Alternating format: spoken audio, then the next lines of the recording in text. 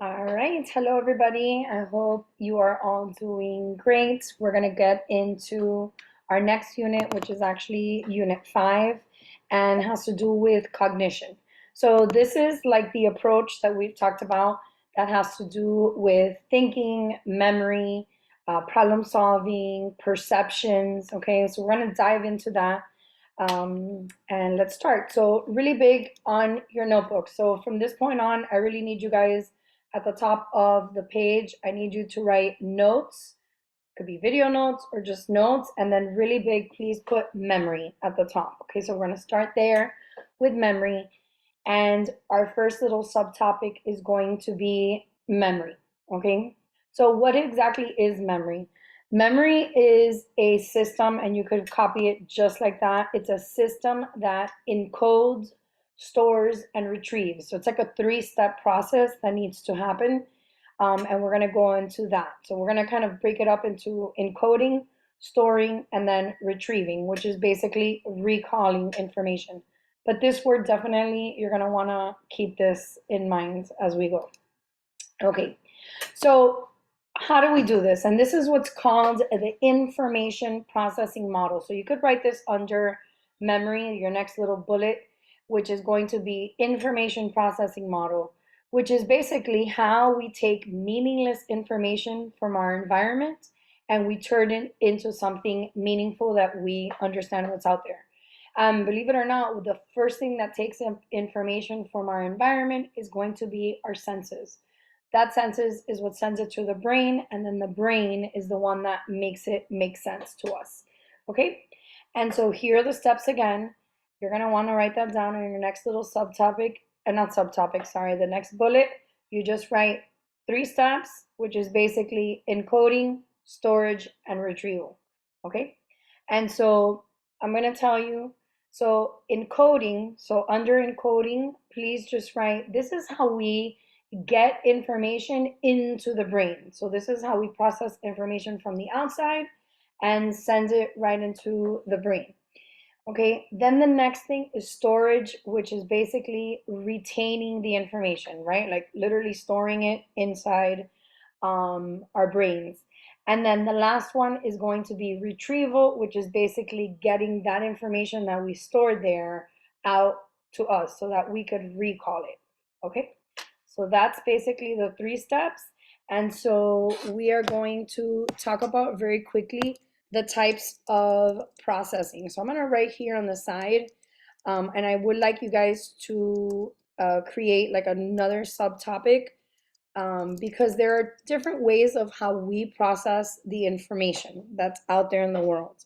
First thing we do is we are going to, so under types of processing, I want you to put parallel processing. Is a kind of the way that we really process our world around us, which is fascinating and great because we're able, which basically what it means is that we're able to process information, I'm sorry, numerous information and events all at the same time.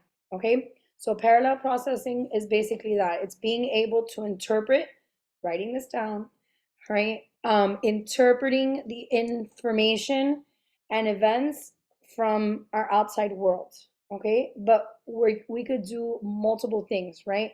So parallel processing is basically I'm able to see my world around me and see different things. I could see, the outside. I could see trees. I could see bottles, bottles of water, pens, anything, right? I could do that all at the same time, which is great.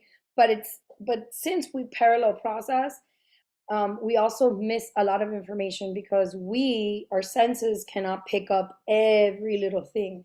So there is some discrepancy there. Okay.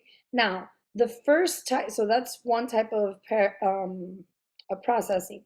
The next one is going to be what's called automatic processing. And this is something that we're not even aware that we're doing this. So we are basically unconsciously taking in information, right, without even realizing. That's why it's called automatic processing. It's an unconscious thing, bringing it. Okay. The next one is going to be effortful processing.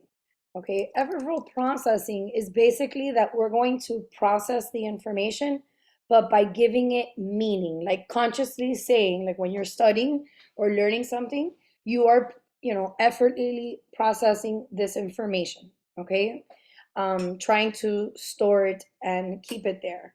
Okay, now under all of these, okay, still under the subtopic of the types of processing, I want you to write the levels of processing, okay, because there's different levels. The first one is going to be shallow processing, which is basically like shallow level. It's kind of, I'm gonna learn it superficially. This is a good example of this would be like when you're cramming for a test or like a spelling test, or not, you guys don't do spelling tests, but whatever, you're studying for like vocab and you study it really, really quick just to remember it, and that's it. Okay, so it's shallow. The minute you walk out of the class, they ask you what was in what was on it or whatever, you cannot remember. Okay, that's shallow. Then the next one is deep processing. Okay, and obviously this one is going to be the one where you're going to give that information meaning. Okay, so we're going to process the information, but by giving it meaning, and we'll see. So, like, that's why in this class, a lot of times, you need to work on the deep processing so that it stays there for long periods of time. And believe me, there is going to be many, many things that you guys are going to learn that are going to stick for a long time. Okay, now the best analogy, just so you guys know, for the information processing model is a computer, right? So encoding is us putting in the information on a computer, typing it up, then storing it is basically saving it to our computer, to the hard drive, and then retrieval is basically trying to get that information, find the file, and open it up. Okay, so always computer is a great analogy if you want to do that. And then here we have the different types of processing that we already talked about. Okay, so now I want you to go, a big subtopic is going to be encoding, which is our first step of memory. Okay, and so this one is basically, so what exactly is encoding? And encoding is basically getting the information, right? Getting the information, processing it. So, writing this down, getting the information from our environment, processing it, and then sending it off to our brain, basically. Okay. So, first step in encoding. Okay. First step is, and this is a little bullet, is paying attention. Okay. Attention is the most important thing for us to encode, right? So um, we have what's called selective attention, okay? So selective attention is basically when we focus on just one thing and we process that. That tends, when we're doing selective attention, we tend to be doing more deep processing. However, if you're on your phone, like you're doing homework, and you're on your phone, you're watching a show, you're listening to music, you're FaceTiming, all of those things, you're going to be parallel processing. And since you're parallel processing, the more things you're processing at the same time, the less your attention is. And please write this down, multitasking does not work. Okay? Multitasking does not work. And you're actually not efficient when you are multitasking, right? So it's a thing, we always want to multitask, but in reality, it really doesn't work. So we'll talk a little bit more in class about multitasking and have some great conversations along that. But first thing, in order to encode, is paying attention, right? And once we're paying attention, it's the way that we pay attention is by giving it deeper, like deeper processing or giving it meaning. Okay, so that's the first step in encoding. Okay, now the next step in encoding, and it's not here, but I want you to write this down under encoding, is schemas. Okay, and then schemas, you're gonna see this actually a lot in this class, something we talk about often. Schemas are basically your mental representation of So you're writing this down, a mental representation um, of ideas, okay, or connected ideas. So it's just basically how what we create, and we'll talk deeper into this in class, um, in order for us to kind of create patterns in our worlds, because like I've told you guys before, our brain is wired to look for patterns, because the more patterns I have, like schemas, the faster I can process information.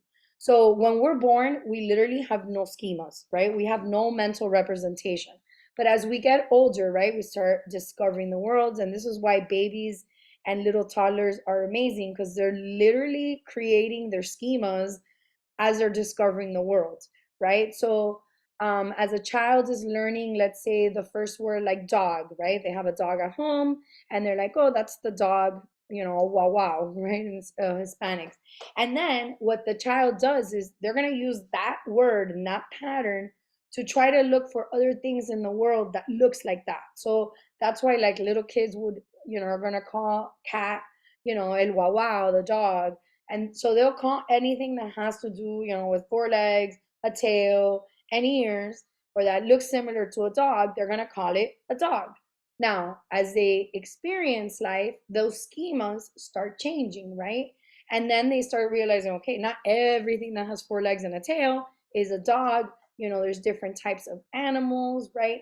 So their schemas start getting like more intricate, right? So like you guys and us that we've been living life for a while now, our schemas are actually, we have a lot of schemas, which is great, but it also could be our downfall that we kind of just focus on certain things, right? So we're always, this is why it's so important to be a constant learner, constantly learning, is because you want to expand these schemas in your life.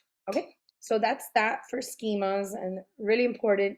We'll talk, it's very extensive. Okay, so now the next little subtopic, I want you to write types of encoding. Okay, there are three types of encoding, and which is basically how we take this information. So the first one is semantic encoding, and it's here. Semantic encoding is basically when we encode this information with meaning, like it means something, right? Like if I'm looking at this, well, you can't see it, but if I'm looking at my water bottle, right, I'm gonna look at this and be like, okay, I need to give this meaning. If not, it's gonna be gone. Or for instance, when you're studying, right, for this class or any class that you want to give it meaning, like it means something. If not, you're gonna totally ignore. So this is why, like, when you're not paying attention and you're reading like a book, and then you know you get to the end of the page and you're like, "What did I just read?"